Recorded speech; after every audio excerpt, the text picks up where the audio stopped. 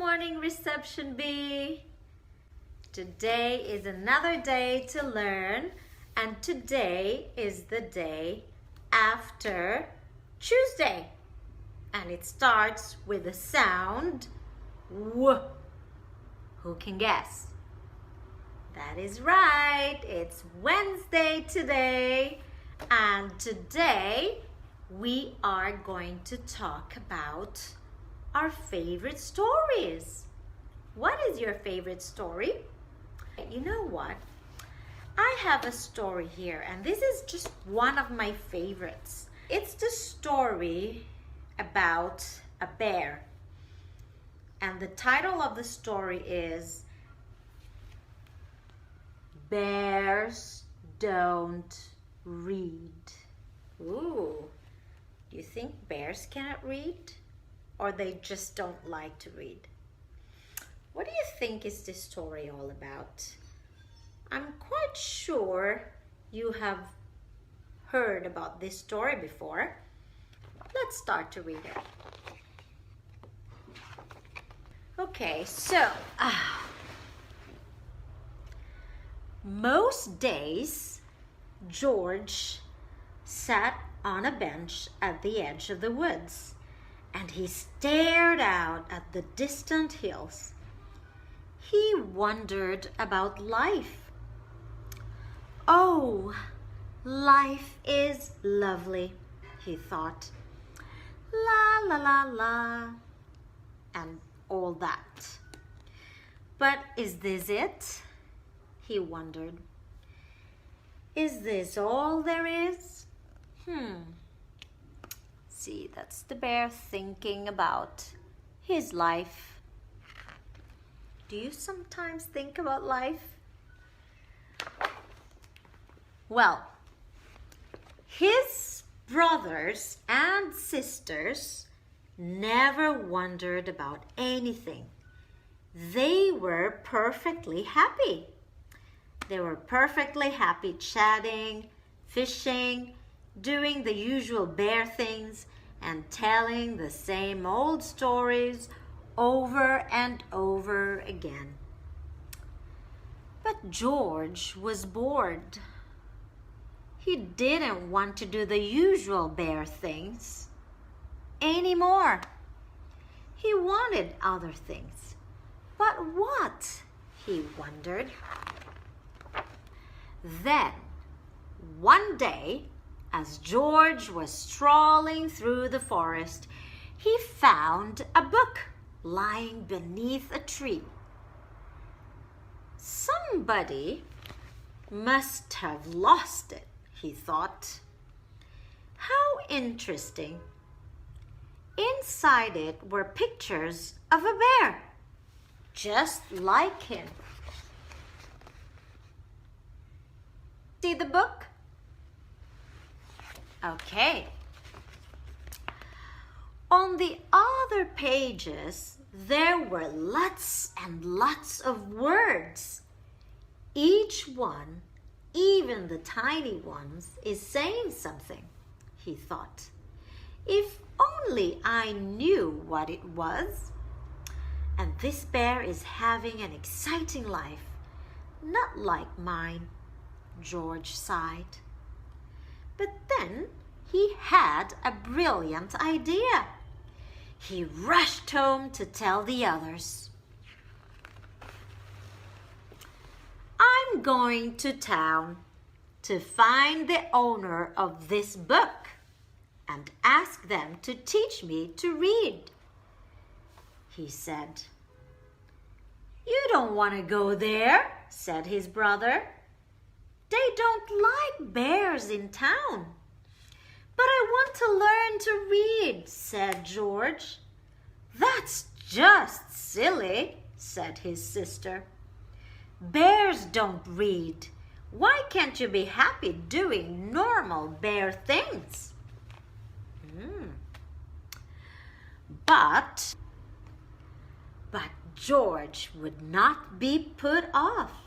He waved goodbye, bye, and headed towards the long road into town with the book under his arm. Oh, look at him. What can you see? Do you think it's daytime or nighttime? What is that? What is this circle? Is this the sun or the moon? Let's continue to read. George walked for a whole day and whole night, stopping to rest on a grassy hill under the sparkling sky. Before he slept, he opened the book again and gazed at the words. Already he felt that the world was a more interesting place. I wonder why is that? The next morning, George rose with the sun, and by the midday he could see the town in the distance. He smiled. It looked lovely. There must be so many people who know how to read there, he thought, and lots of new stories they can tell me.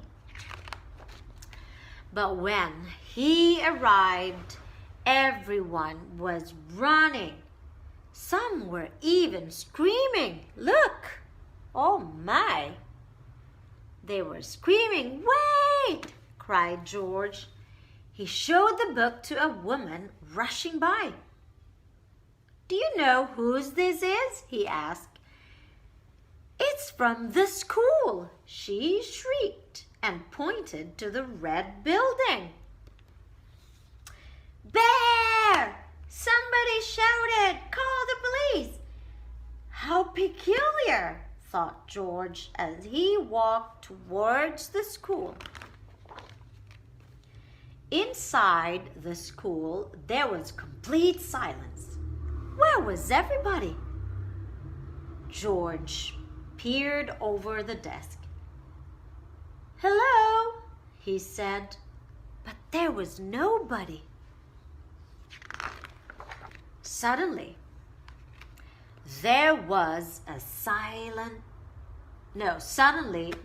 a shout. "Freeze! Hands above your head!" George was surrounded by policemen. "What's the matter?" he asked nervously. "You're a gigantic grizzly bear," shouted the chief of police. "That is the matter." They moved towards him, holding up their shields. "I don't want any trouble," said the chief. George didn't want any trouble either. It wasn't his fault he was a gigantic, great grizzly bear. He held the book tightly in his paw. Just then, the doors burst open, and in walked a little girl called Clementine with her mother. "Hey!" cried Clementine. "That's my book. And that's the bear in my book." "This is a dangerous animal," roared the chief. "Stand back." "He doesn't look dangerous to me," said Clementine. "No," said George. "I'm not that sort of bear at all. I was just hoping someone could teach me to read." "Silence!" roared the chief.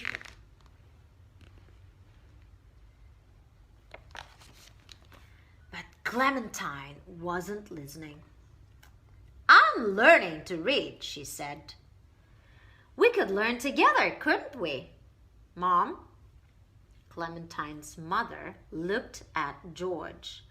She could see he was a perfectly nice sort of bear.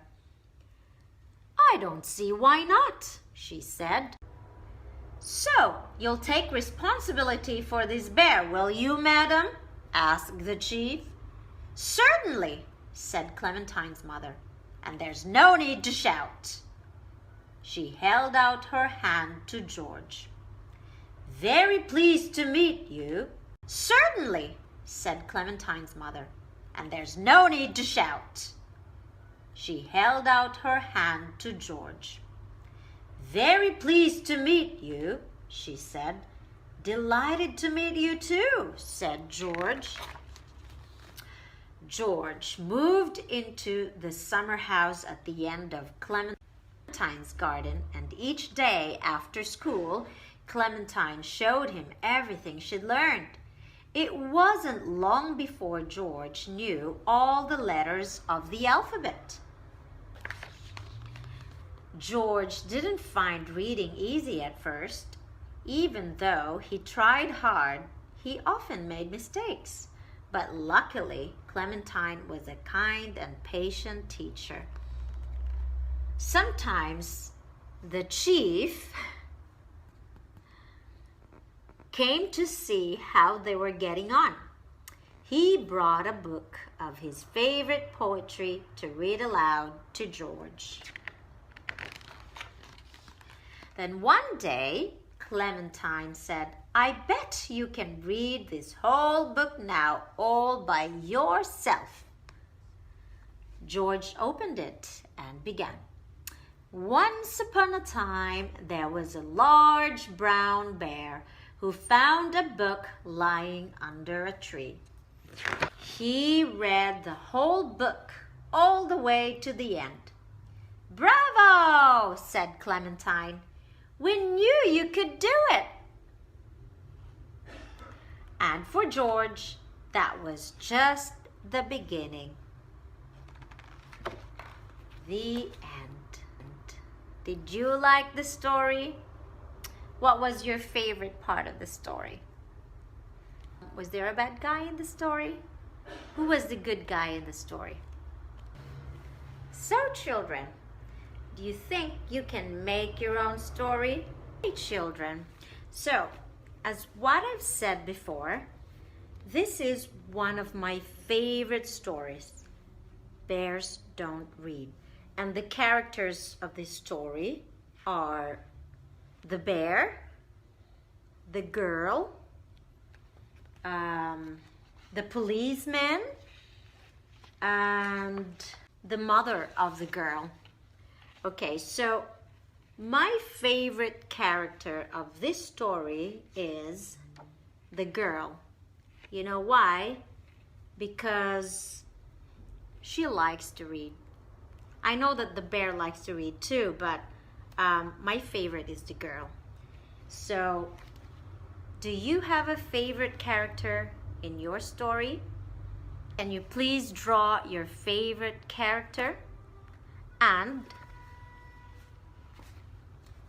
under your picture, you can write a simple sentence like what I'm doing with mine. My favorite character is the girl in the story.